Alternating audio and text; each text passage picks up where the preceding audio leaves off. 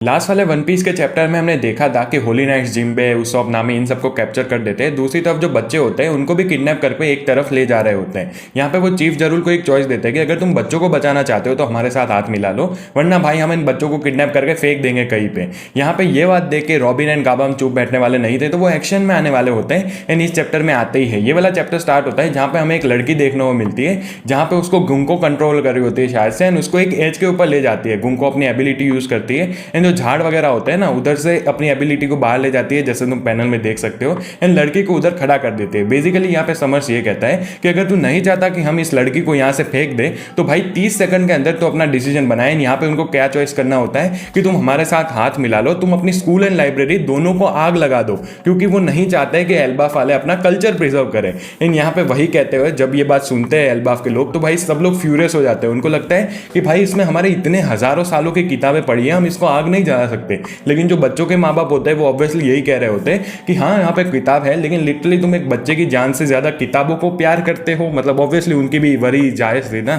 इसकी वजह से भाई चीफ जरूर भाई साहब तो बहुत ज्यादा टेंशन में आ जाते हैं कि इनको क्या करना चाहिए अभी। दूसरी तरफ यहाँ पे रॉबिन चॉपर को कहते हैं कि तू यहाँ पे ही छुप के रहना, मैं यहाँ से जा रही हूँ। चॉपर ऑब्वियसली उसको वार्न करता है कि बाहर बहुत ज्यादा खतरा है, वो लोग लिटरली इमॉर्टल बीइंग है। लेकिन रॉबिन यही कहते हैं कि मैं ये सब देखते हुए नहीं देख सकती, मतलब बैठ नहीं सकती। एंड दूसरी तरफ जिम्बे वगैरह भी यही कह रहे होते हैं कि तुम लिटरली बच्चों को हॉस्टेज ले रहे हो। दुनिया के सबसे वर्स्ट क्रिमिनल, वर्स्ट पायरेट भी ये चीज नहीं करते जो तुम कर रहे हो। यहाँ पे एक और कैरेक्टर्स देखने को मिलते हैं, बेसिकली अपने गर्ड, फ्रैंकी, ड्रॉगे होते हैं। वो भी यही कह रहे होते हैं कि हमें भी बच्चों को बचाने के लिए जाना होगा। वो लोग दो ग्रुप में स्प्लिट हो जाते हैं, एक लोग बच्चों को बचाएंगे, दूसरे ये जो मॉन्स्टर्स होते हैं उनके साथ लड़ने जा रहे होते हैं। सेंट समर्स कहता है कि हम ये चाहते हैं कि तुम तुम्हारी जो कल्चर एंड हिस्ट्री है उसको खत्म कर दो, एंड जो हमारे साथ भी होकर रखा है नालंदा यूनिवर्सिटी के साथ, सेम चीज वो करना चाहता था, ताकि उनके फ्यूचर जनरेशन को पता ही ना चले उनकी हिस्ट्री क्या थी, वो लोग कितने ग्रेट वॉरियर्स थे पहले। इसकी वजह से ये सारी चीजें होती है। एंड जब अपना सेंट समर्स अपना सेंटेंस खत्म कर ही रहा होता है, तभी रॉबिन अपना अटैक यूज करती है सेंट समर्स के ऊपर। यहाँ पे जिम्बे वगैरह उसको देख के बहुत ज्यादा खुश हो जाता है, लेकिन उसको वॉर्न भी करते हैं कि भाई ये बंदा तो इमॉर्टल है।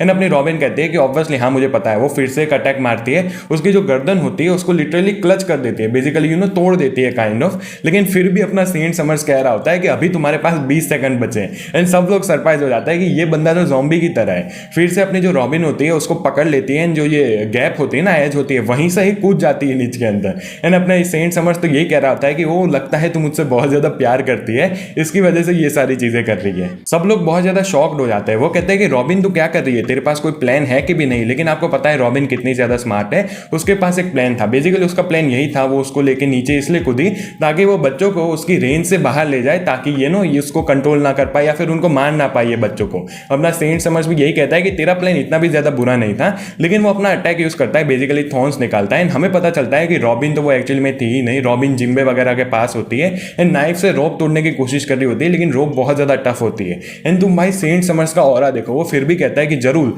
तेरे पास अब 10 सेकंड बचे हैं डिसीजन लेने के।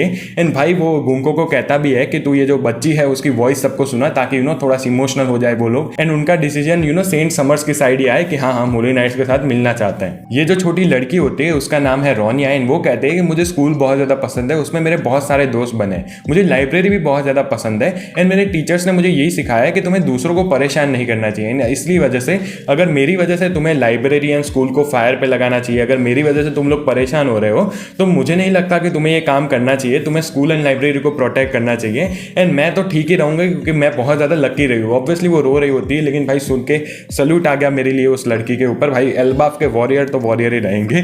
लेकिन नेक्स्ट पैनल में तुम देखो सेंट समर्स वगैरह बहुत ज्यादा खुश होकर काउंटडाउन कर रहे होते हैं कि 3, 2, 1। मैं जो हंसा हूं ना ये वाले पैनल देख के, लिटरली इविल बंदे है भाई वो। अभी यहाँ पे काउंटडाउन 1 के ऊपर आ रहा होता है, इसलिए जरूर हरीडली सबको कहता है कि भाई तुम स्कूल को भी आग लगा दो एंड लाइब्रेरी को भी आग लगा दो। एंड यहाँ पे रॉबिन एंड बाकी सारे लोग भी परेशान होते हैं, रॉबिन भी रोने लगती है। यहाँ पे सेम समर्स उसका मजाक उड़ा रहा होता है, वो कहता है कि रॉबिन तू कितनी रिडिकुलस लग रही है अभी। लेकिन तभी जो अपना सेंट समर्स का हाथ होता है वो कट जाता है, एंड वो कहता है कि मैं अपने हाथ को रीजनरेट नहीं कर पा रहा हूँ। एंड यहाँ पे उसका तुम फेस देखो, क्योंकि उसको रियलाइज हो जाता है कि कौन उससे लड़ने के लिए आया है। भाई अपने स्कॉपर गबान आ जाते हैं, एंड ऑब्वियसली भाई रॉजर पायरेट किंग के ग्रुप में था, वो होली नाइट्स क्या ही आएंगे उनके सामने। एंड भाई उसकी फट जाती है उसको देख के कि स्कॉपर गबान मुझसे लड़ने आ रहा है। एंड भाई यहीं पे ये वाला चैप्टर खत्म हो जाता है।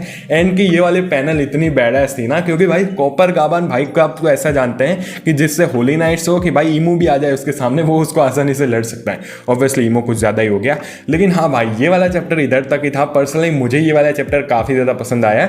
ये स्टोरी की मैं बात करूँ तो काफ़ी शॉर्ट में एक्सप्लेन हो गया होगा। आई थिंक वीडियो बनेगी 7-8 मिनट की ज़्यादा से ज़्यादा।